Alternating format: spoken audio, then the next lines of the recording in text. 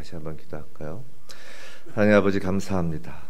오늘도 산지교회 주일 예배를 허락하시니 감사합니다. 하나님 아버지, 이 시간 저희가 6일 동안 땀 흘려 일하고 거룩한 주일을 구별하여 주님의 몸된 교회에 나왔습니다. 이 시간 영과 진리로 아버지께 예배드리기 위해서 나왔습니다. 찬양과 기도를 드리며 하나님 아버지의 크신 사랑과 은혜에 감사합니다. 이렇게 예배드릴 수 있도록 허락하시니 감사합니다. 아버지, 이 시간 저희를 보아 주옵소서, 만나 주옵소서. 저희 모두가 말씀 가운데 임하시는 아버지를 보게 하옵소서. 아버지의 마음을 깨닫게 하옵소서. 그리고 말씀에 따라 또다시 한 주간의 삶을 은혜 가운데 살기 원합니다. 하나님 나라, 하나님의 통치 속에 저희 삶이 거하길 원합니다. 주여, 저희를 불쌍히 여기시고 성령으로 도와주옵소서. 죄 많고 부족한 점을 십자가 뒤에 감추시고 오직 예수 그리스도만 밝히 드러나게 하옵소서. 감사하고 예수님 이름으로 기도드립니다. 아멘. 샬롬. 안녕하세요. 우리 주위 분들과 인사하시죠. 안녕하세요. 안녕하세요. 처음 오신 분도 계시고, 처음 오신 분들도 반갑게.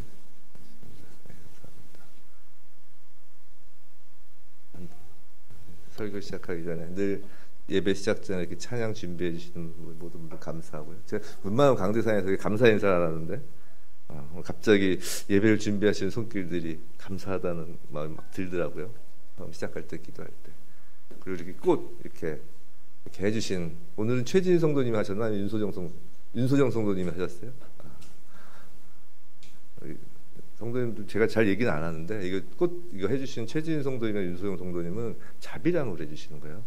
교회 시작부터 한 번도 교회에서 이렇게 한 게 아니고 본인들이 자발적으로 모든 비용과 시장까지 다 하시는 거예요. 감사하죠. 예배 끝나시고 꽃 너무 예뻤다고 덕담이라도 하면서 이렇게 하면 좋겠다라는 생각도 들더라고요. 산지교회는 주일 설교로 이제 십계명 말씀을 연이어서 하고 있습니다. 지난주까지 5계명이 끝났고 이제 본격적으로 인간 사이에서 지켜야 할 하나님께서 계명으로 주신 말씀, 이것을 선포하고 있죠. 지난주 5계명 부모 공경 말씀을 가지고 설교하면서 5계명에 관하여 유대인들은 이를 하나님과의 관계에 관한 계명으로 여긴다고 말씀드린 적이 있어요.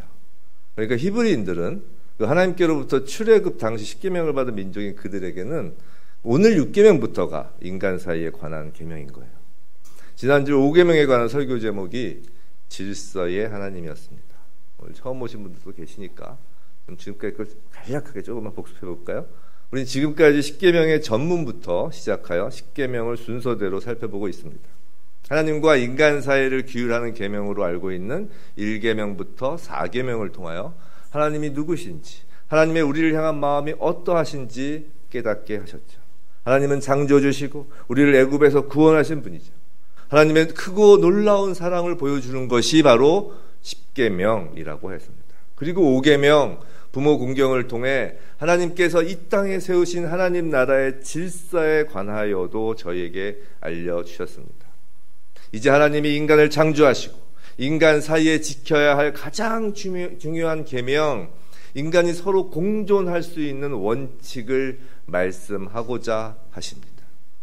살인하지 말라가 그것입니다.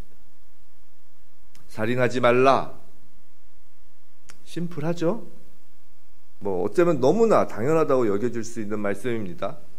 더 이상 설명이 필요 없을 것 같죠. 그리고 대부분 이 계명은 실제 나 자신에게는 그다지 적용될 여지가 없어 보이기도 하죠. 또 이 계명은 자신 있게 지킬 수 있을 것 같기도 하고요. 그럼 이제 모두 일어나셔서 이제 봉헌 찬송하고 축도하고 예배를 마쳐도 될까요? 그런데 이 계명만큼 수많은 논쟁을 불러일으키는 계명도 없습니다. 왜냐하면 이 계명은 목적어가 없어요. 수식어도 없어요. 꾸며주는 말이 없어요.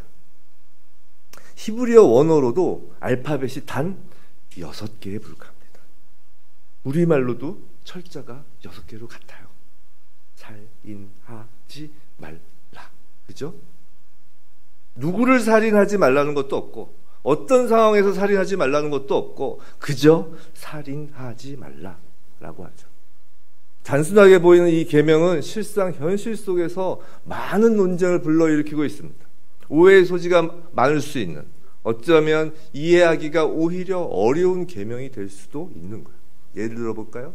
현대사회에 있어서 그 치열한 논쟁이 되는 사형제도 찬반, 낙태 찬반, 안락사 찬반, 자살에 대한 해석 등 인간의 죽음을 두고 다양한 견해들이 있죠. 그렇죠? 그렇다고 해서 제가 여기서 이런 논쟁에 관한 제 의견을 말씀드릴 생각은 전혀 없습니다. 왜냐하면 이곳은 하나님의 말씀이 선포되고 대언되는 곳이죠. 100분 토론과 같은 인간들 서로의 견해를 나누는 곳, 그런 시간이 아니기 때문입니다. 언제나처럼 말씀 자체에서 우리는 하나님의 마음을 알아야 합니다. 살인하지 말라라는 계명을 통해 저와 여러분 모두 저희에게 주시고자 하는 하나님의 뜻을 구하고 깨닫게 되길 주님의 이름으로 축원합니다. 자, 오늘 본문 말씀은 제가 사실 웬만하면 설교 중간에 히브리어나 헬라어 이런 원어를 잘 안 하는데 십계명에서는 유독 많이 하고 있어요. 그럴 수밖에 없더라고요. 오늘 본문 말씀 특히나 그 히브리어로 된 원어를 좀 살펴볼 필요가 있습니다. 왜냐하면 그 단어 자체가 갖는 용법, 의미를 통해 앞서 말씀드린 그 인간들이 갖고 있는 다양한 해석과 견해에 관하여 어느 정도 이제 기준을 세울 수 있기 때문이에요. 히브리어로는 살인하지 말라가 로 티르차흐입니다. 이 로는 영어로 치면 not에 해당하는 부정어고요. 이 티르차흐는 동사 라자흐의 2인칭 단수 명령형이에요. 즉 여기서 중요한 것은 동사 라차흐입니다. 라차흐. 근데 히브리어에는 생명을 뺏는 것에 해당하는 다른 단어가 두 가지가 더 있어요. 하나는 하라그와 또 하나는 모트라는 단어입니다. 근데 구약 성경에서 죽이다라는 의미로서 훨씬 많이 사용되는 단어는 오늘 본문의 그 라차흐가 아니고 하락, 모트 이 두 가지입니다. 하락은 160회 이상 쓰이고요. 또 모트는 약 200회 이상 쓰여진 반면 본문 라차흐는 겨우 40회 정도만 쓰이죠. 제가 찾아본 건 아니고요. 그렇게 말들 합니다. 근데 이 중 모트는 주로 하나님이 사람을 벌하실 때 사용하는 단어로서 기근이나 질병 또는 사형 등을 통하여 계명을 어긴 자들을 죽도록 할 때 주로 사용되는 단어입니다. 단어 사용의 기준이 원칙적으로 그렇다는 거예요. 극히 예외적으로 한두 군데에서 혼용하는 경우가 있기도 하지만 그것까지 만약에 설명을 드리고자 하면 이 자리가 예배당이 아니라 신학대학원이 될 것 같아서 이제 원칙만을 이제 말씀을 드리는 거예요. 여하튼 법을 어긴 자를 사형에 처하도록 하는 것은 본문에서 말하는 라차흐와는 다른 거라는 거예요. 많은 사람들이 성경을 헷갈려 합니다. 살인하지 말라고 명하시고는 또 다른 한편으로 성경의 그 많은 다른 구절에서 하나님께서 직간접적으로 인간의 생명을 뺏도록 하셨는지 잘 이해가 안 된다고들 하시죠. 근데 그건 서로 다른 단어를 같은 선상에서 비교하니까 그런 거예요. 제가 지금 현대 문명사회에서 시행되는 그 국가의 사형제도에 찬성하느냐 반대하느냐를 말씀드리는 것이 아니고요. 단지 사형제도에 반대한다면서 그 성경적 근거를 오늘 본문 살인하지 말라에 두는 건 적절치 않다는 걸 말씀드리는 거예요. 지금까지 별로 어렵지 않았죠?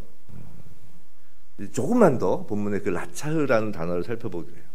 그 본문에서 쓰이는 그 라차흐의 의미를 더 잘 이해하기 위해선 생명을 빼앗는 의미로서의 다른 단어가 있다고 그랬죠. 또 하라그와 비교해보면 좀 더 명확해집니다. 이에 대해서는 유대인 학자가 매우 이해하기 쉽게 설명한 것이 있더라고요. 그 영어에도 생명을 뺏는 것에 대한 대표적인 단어가 두 개 있습니다. 하나는 kill, 또 하나는 murder이죠.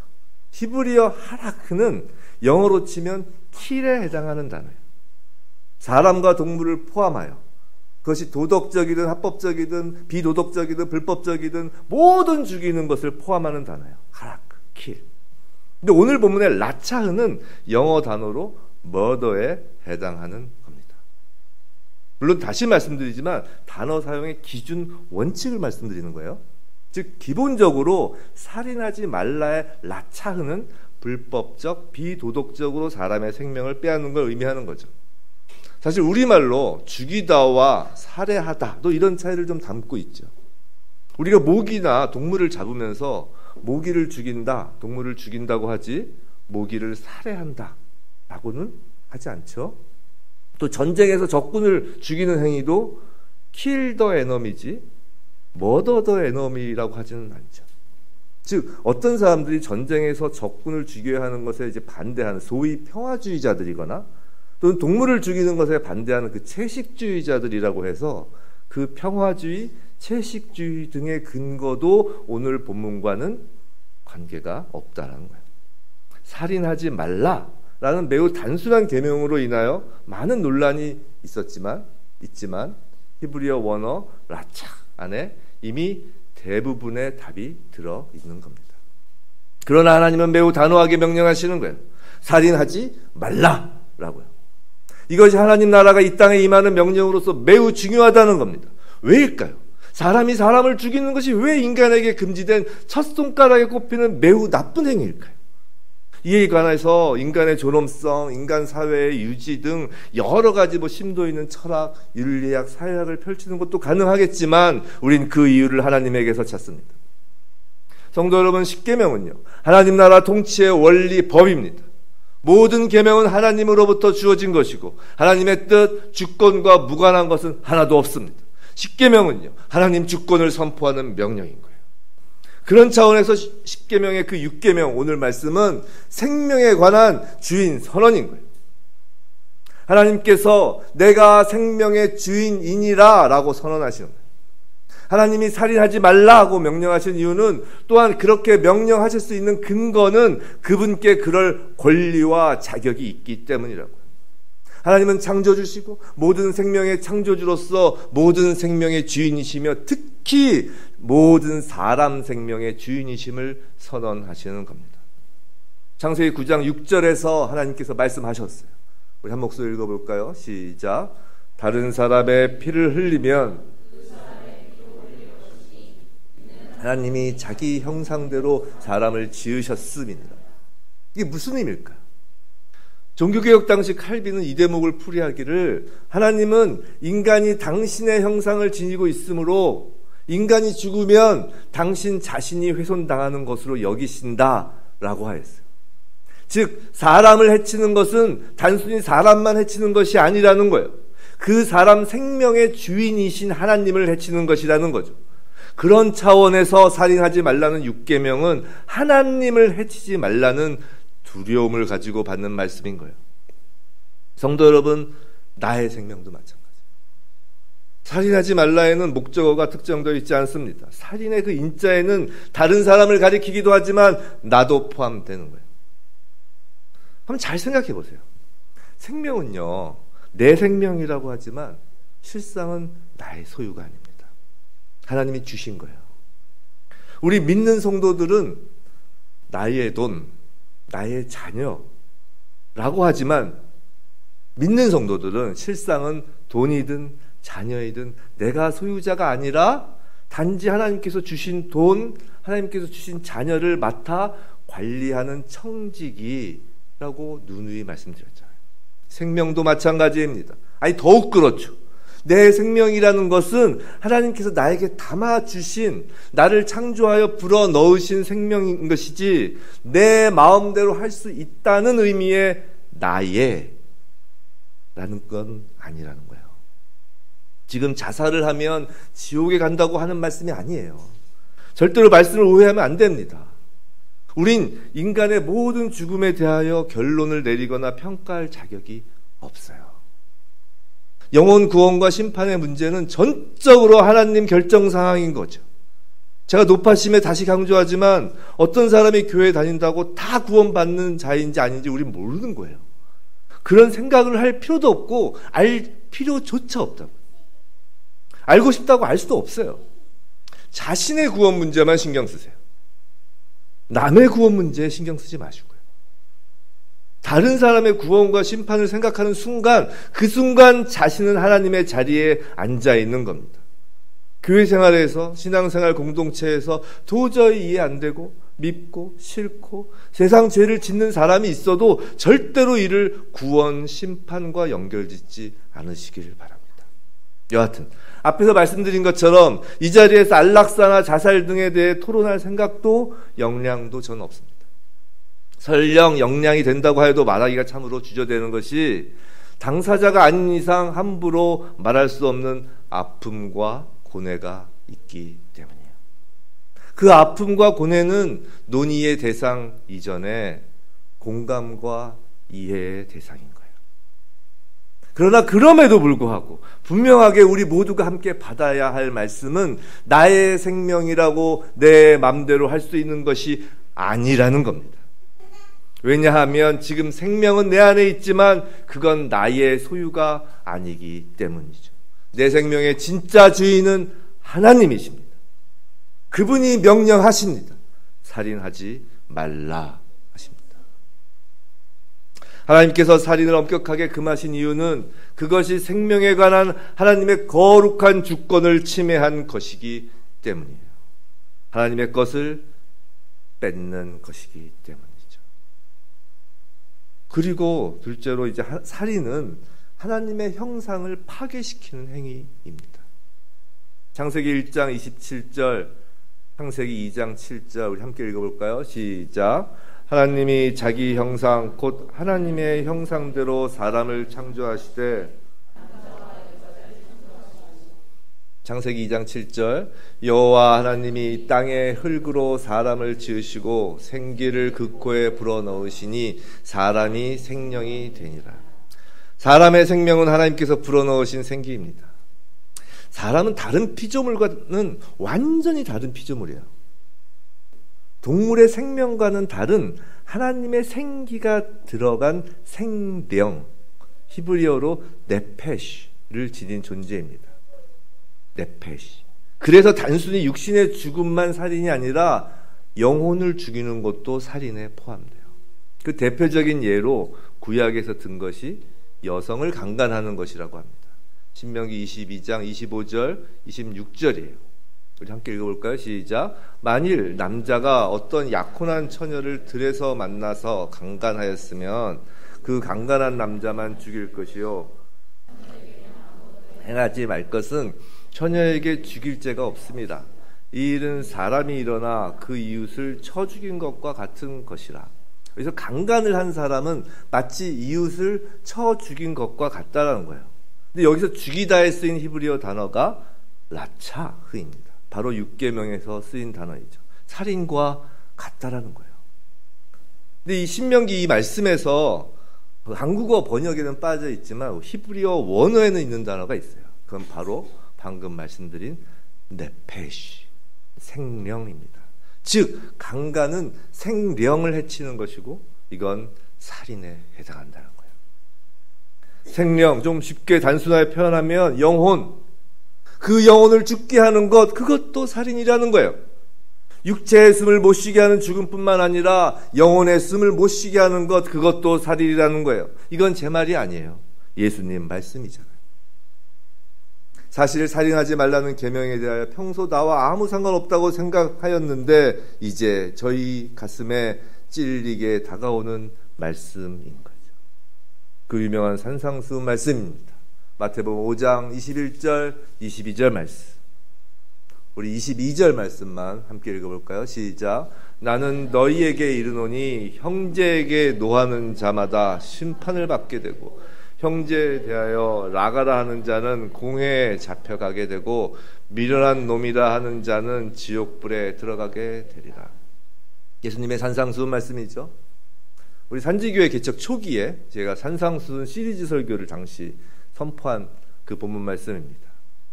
2017년 10월 29일 예수의 멍에 노하지 말라라는 설교 제목입니다. 찾아보시면 됩니다. 그때 이미 드린 말씀이에요. 사람이 숨을 쉬고 있다고 해서 이것만으로 산 사람이라고 할 수 있나요? 그렇지 않아요.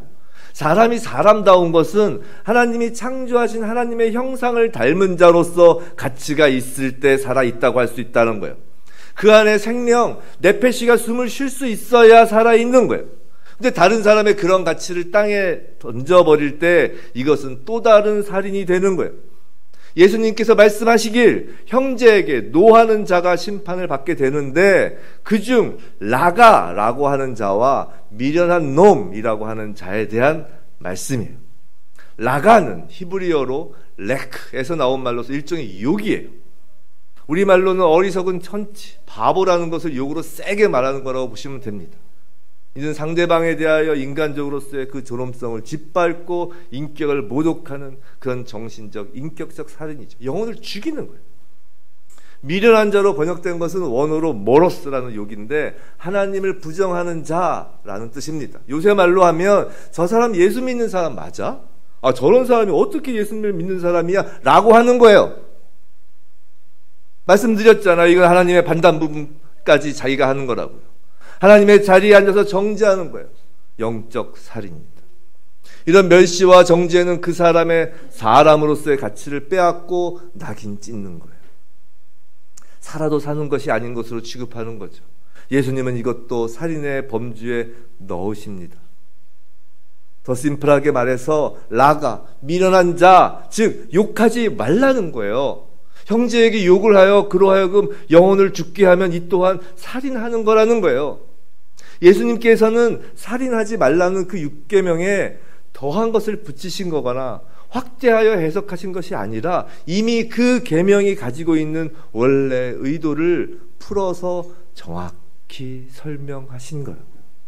성도 여러분, 6계명으로 바라본 사람은 존귀함과 더불어 연약한 존재입니다. 살인하지 말라고 명하시는 이유는 사람은 죽을 수 있기 때문이다. 사람은 결국 무쇠강철이 아니에요. 약한 존재예요. 특히나 마음이 약한 존재이죠. 누구에게는 아무것도 아닌 말을 듣고도 마음이 무너져 내릴 수 있는 존재가 사람이에요. 그렇게 적어도 몇 가지 사람, 특히 형제와 같이 가까운 사람들을 향해선 하지 않았으면 하는 것들이 있어요. 특히 그리스도인이라면 말이죠. 그건 노를 바라지 않았으면 해요. 둘째로 욕을 하지 않았으면 해요. 셋째로 그리스도인이 아니라고 말하지 않았으면 해요. 자칫하면 그 영혼이 죽을 수 있기 때문이에요. 자칫하면 우린 살인하지 말라는 계명을 어길 수 있는 거예요. 성도 여러분, 우린 그리스도인인가요? 그리스도인이라면 우린 어떤 존재인가요?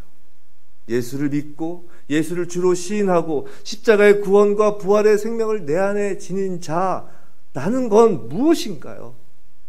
그건 하나님이 인간을 창조하시고 하나님의 형상대로 창조하시고 생기를 풀어넣으시고 우리로 하여금 생명이 되게 하셨죠. 그 창조의 모습, 원래 하나님이 창조하신 그 모습으로 돌아갈 길이 열린 자들이 바로 그리스도인이에요. 이제 우린 돌아갈 수 있는 거예요. 예수님께서는 스스로를 길이라 하셨습니다. 예수님 위에 저희가 선다라는 건 하나님이 그 창조하신 이 땅에서 하나님이 창조하신 그 모습으로 돌아가는 길에 저희가 서 있다라는 거예요. 과거에는 살인하였지만 이제 하지 않을 수 있다는 거예요. 예수님으로 인하여 말이죠. 저도 그렇지만 아마 여기 계신 모두는 살인하지 말라는 6계명을 어긴 자이고 여전히 어기며 살고 있을 겁니다. 아니신 분 손 들어보세요. 자신이 예수님이신 분. 없죠. 지금 하나님께서 저와 여러분에게 말씀하시는 건 말씀 계명을 통한 찔림을 받으라는 거예요. 그리고 우리와 함께 하시는 성령님의 도움을 받아 계속하여 예수님의 그 길, 생명의 길을 따라오라는 거예요. 낙담하고 좌절하라고 계명을 주신 것이 아니에요. 찔림을 받고 회개하여 다시금 생명의 삶 속으로 들어오라는 거예요. 다윗을 보세요. 밧세바를 얻으려고 자신의 충성된 신하 우리아를 죽인 자 아닌가? 바울을 보세요. 교회 역사의 첫 순교자 스데반 집사를 죽이는데 앞장선 자 아닌가요? 그래도 다윗이 나단 선지자를 통한 하나님 말씀에 진정으로 자신의 잘못을 뉘우칠 때 하나님이 용서하시잖아요. 바울이 다메섹 길에서 예수를 만나니까 예수님이 바울의 그 모든 죄를 용서하시잖아요. 그리스도인은 하나님의 말씀을 받은 사람이에요. 다윗처럼 말이죠. 예수님을 만난 사람입니다. 바울처럼 말이에요. 우리의 죄를 용서해 주세요. 회개하기만 하면 돼요. 근데 회개하려면 뭘 잘못했는지 알아야죠. 그래서 계명을 주시는 거예요. 성도 여러분, 그리스도인은요, 욕하는 사람이 아닙니다. 아무리 억울하고 아무리 힘들고 정말 가슴속에 울분이 터져 나와도 사람 상대를 향해 욕을 하면 안 되는 사람이에요. 입술을, 혀끝을 지켜야 하는 거예요. 내뱉는 순간 육계명을 어기는 거예요. 그냥 참으라는 것이 아닙니다. 예수님 십자가 앞에 나와 그 억울함, 그 힘듦, 그 울분을 예수님의 십자가에 거르시라는 거예요. 예수님이 우리의 그 억울함, 그 힘듦을 대신 지시려고 십자가를 지셨잖아요. 예수님이 해결해 주셨잖아요. 그것이 믿음입니다. 그리고 삶 속에서 욕하지 않으려고 애쓰는 거예요. 회개하고 애쓰고 넘어지면 또 일어나고, 그렇게 우리가 할 수 있는 건 예수님 때문이잖아요. 예수님의 십자가 능력으로 말이죠. 우리 힘이 아니에요. 그게 그리스도인이잖아요. 한국교회가 많이 힘든 시기이죠. 과연 한국교회가 놓치고 있는 것이 무엇일까요? 우리가 십계명 말씀을 연이어 듣는 건 단지 나 개인이 회복되는 것에 그치지 않고 한국교회, 이 나라 대한민국이 다시금 하나님 나라의 그 질서로 바로 서기 위함이잖아요. 그럼 한국교회, 이 나라 대한민국에서 적어도 그리스도인이라면 하지 말아야 할 것이 무엇일까요? 살인하지 말라 아닌가요? 교회 안에는 언제나 분란이 있게 마련이에요. 한국의 가나안 성도, 즉 예수를 믿지만 교회를 안 나가는 분들이 꽤 많다고 하죠. 근데 대부분의 가나안 성도의 특징이 무엇인 줄 아세요? 다들 교회를 욕해요. 자신의 마음에 맞는 교회가 없고 문제없는 교회를 못 찾겠다고 하죠. 그런데요, 문제없는 교회를 찾으시는 거라면 안타깝게도 그런 교회 없어요. 문제없는 교회는 이 땅에 있는 것이 아니라 저기 하늘에 있어요. 문제없는 개인 성도 없잖아요. 그런 것처럼 문제없는 성도 공동체 교회란 있을 수 없어요. 문제에만 포커스를 맞추면 문제 있는 성도끼리 모인 문제 공동체가 교회인데요. 완벽한 교회는 있을 수가 없어요. 오히려 세상 속의 동호회보다 더 문제가 많아요. 그건 당연해요. 왜냐하면 세상 속 모임은 취미가 같고 또는 말이 서로 통하고 친한 사람끼리 또는 사업상 목적 등 이해가 들어맞아서 모이는 거니까요. 하지만 교회는 하나님 한 분 빼면 공통분모가 전혀 없는 공동체예요. 예수님처럼 완전한 사람이 아무도 없기에 당연히 분쟁이 생길 수밖에 없어요. 그런데요, 그렇게 문제가 많아도 사람이 잘나서가 아니라 하나님의 인도하심과 은혜로 교회가 있는 거예요. 그리고 그곳에 성령의 생기가 부어지고 성도가 생명이 되는 거예요. 점차로 예수님 닮아가는 거라고요. 그런데 욕을 하면 안 된다는 거예요. 인격을 말살하면 안 된다고요. 논쟁을 하고 서로의 주장을 할 수는 있어도 화가 난다고 욕을 하는 순간 교회가 엄청난 회오리 속으로 들어가게 되는 거예요. 왜냐하면 살인이 일어났으니까요. 생명이 죽었기 때문이에요. 그럼 죽인 사람 쪽이거나 죽은 사람 쪽이거나 둘 중 하나는 교회를 떠날 수밖에 없어요. 때로는 둘 다 떠나기도 하죠. 그것이 한국교회가 힘들어진 가장 중요한 원인이에요. 외부의 핍박으로 교회가 무너지는 것이 아니에요. 오히려 핍박이 커질수록 교회는 성장하는 거예요. 교회 내부가 문제죠. 서로 다툴 수 있어요. 그런데 욕은 하지 않았으면 좋겠어요. 인격 모독, 신앙 모독은 안 하면 좋겠는데 꼭 끝장을 봐요. 그걸 하나님은 잘 아시는 거예요. 그래서 살인하지 말라가 하나님 백성 공동체인 이스라엘과 새 이스라엘인 교회에 주시는 계명인 거예요. 제가 크리스찬 변호사이다 보니까 교회 분쟁 사건 조정이나 재판 경험이 다른 변호사들보다는 좀 많은 편이에요. 교회 분쟁의 경우 예외 없이 들리는 말이 뭔지 아세요? 서로 상대편을 향해 저 사람은 진짜 그리스도인이 아니에요. 상대편 목사를 향해 저 사람 목사도 아니에요. 산상수훈 말씀 그대로예요. 라가라 하고요. 미련한 놈이라 하는 거예요. 그럼 화해가 안 돼요. 그래서 교회 분쟁은 화해가 안 되는 거예요. 마음속에 품는 것까지야 어떻게 하겠냐마는 그런 생각이 말로, 소리로, 입에서 나오면 함께 신앙 공동체를 이룰 수 없게 된다. 욕, 그것이 살인인 거예요. 하나님의 영이 임하는 곳, 교회를 죽이는 거라고요. 형제를 향해 욕하지 않도록 언제나 조심하여야 합니다. 사람들은 생각이 제각각이고 그러다 보면 교회 안에서 서로 다른 생각으로 인해 상처를 주고받을 수는 있어요. 싫은 사람은 어디나 있을 수 있어요. 교회에선 늘 사람에게 실망할 수 있는 거예요. 생각해 보세요. 부부 사이에도 살다 보면 실망할 것이 한두 가지인가요?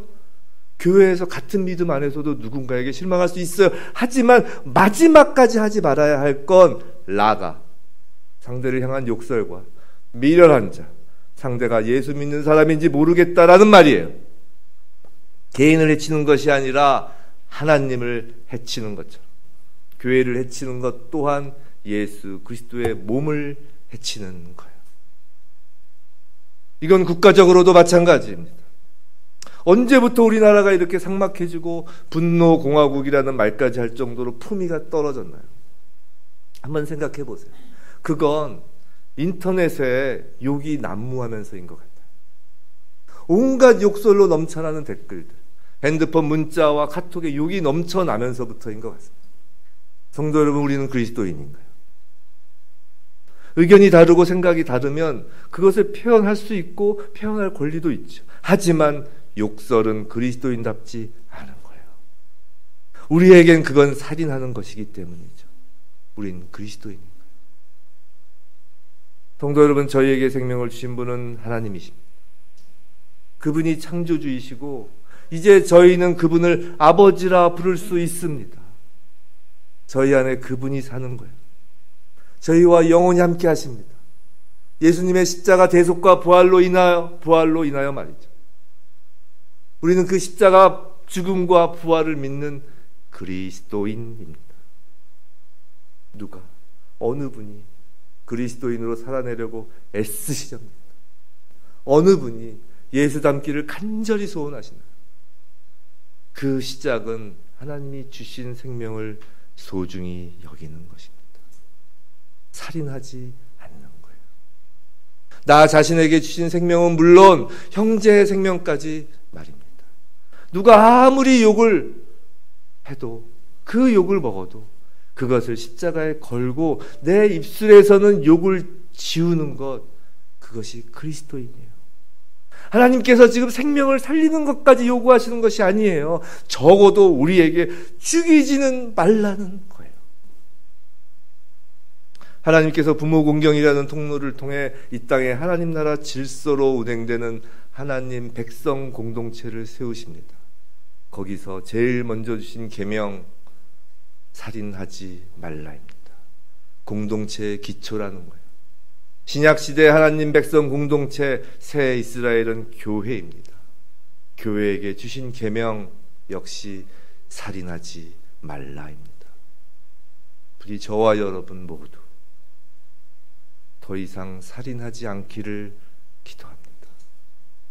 산지교회 공동체, 한국교회 공동체, 대한민국 공동체, 이 땅에서 살인이 멈추어지길 주님의 이름으로 간절히 기도합니다. 기도하겠습니다. 하나님 아버지, 감사합니다.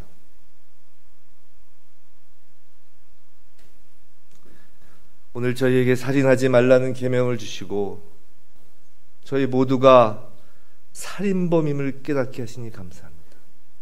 아버지, 저희에게 찔림을 허락하시니 감사합니다. 아버지, 저희가 그리스도인임을 찔림으로 확인시켜 주시니 너무도 감사합니다. 저희에게 생명 주신 하나님을 경배합니다. 생명의 주인 되신 하나님을 찬양합니다. 아버지, 이 시간 저희가 애통한 마음으로 회개하기를 원합니다. 저희가 살인을 하였습니다. 저희가 형제를 욕하고 그리스도인이 아니라고 하고 목사가 아니라고 하고 얼마나 많은 살인의 죄를 범하였는지 이 시간 회개하기를 원합니다. 저희가 잘못하였습니다. 다윗을 용서하신 것처럼, 바울을 돌이키게 하신 것처럼 저희를 용서하여 주옵소서. 저희를 오직 예수 그리스도의 그 길 위에만 있게 하옵소서. 아버지, 저희가 다시는 살인, 라차흐, 생명을 죽이는 말이나 행위를 하지 않도록 도와주옵소서. 욕하지 않게 저희의 입술을 붙잡아 주옵소서. 욕설을 인터넷이나 핸드폰으로 하지 않도록 저희 손을 붙잡아 주옵소서. 성령님 도와주옵소서. 계명을 가슴에 새기어 저희로 하여금 언제나 잊지 않게 하옵소서. 아버지, 한국교회 산지교회를 용서하여 주옵소서. 교회 안에서 난무하는 욕설과 정죄함을 예수 그리스도의 보혈로 씻어 주옵소서. 더 이상은 교회를 죽이는 악한 말이 성도와 목사의 입에서 나오지 않도록, 교회를 욕하지 않도록 성령님 도와주옵소서. 불쌍히 여겨 주옵소서. 한국교회 산지교회를 불쌍히 여겨 주옵소서. 저희가 잘못했으니, 저희가 그리스도인임을 잊고 있었사오니 용서하여 주시고 다시 기회를 주옵소서. 예수님 의지하여 간절히 구하오니 살려 주옵소서. 이 땅의 교회를 살려 주옵소서. 아버지, 대한민국을 불쌍히 여기소서. 온 나라가 분노로 뒤덮이고 있습니다. 욕설로 가득 차고 있습니다. 어린 학생부터 나이 드신 어르신까지 입에 담지 못할 욕들을 마구 쏟아내고 있습니다. 교실에서, 거리에서, 인터넷에서, 핸드폰에서 주여, 죽음의 영, 어둠의 영을 물리쳐 주옵소서. 예수 그리스도 이름으로 죽음의 영, 어둠의 영은 물러갈지어다. 나사렛 예수의 이름으로 분노와 욕설을 부르는 악한 영들은 물러갈지어다. 예수, 오직 예수 그리스도 주님만이 길이십니다. 주님만이 생명이십니다. 저희가, 교회가, 대한민국이 언제나 주님의 생명 안에, 주님의 길 위에 거하길 간절히 구하옵나이다. 감사하고 예수님 이름으로 간절히 기도드립니다. 아멘.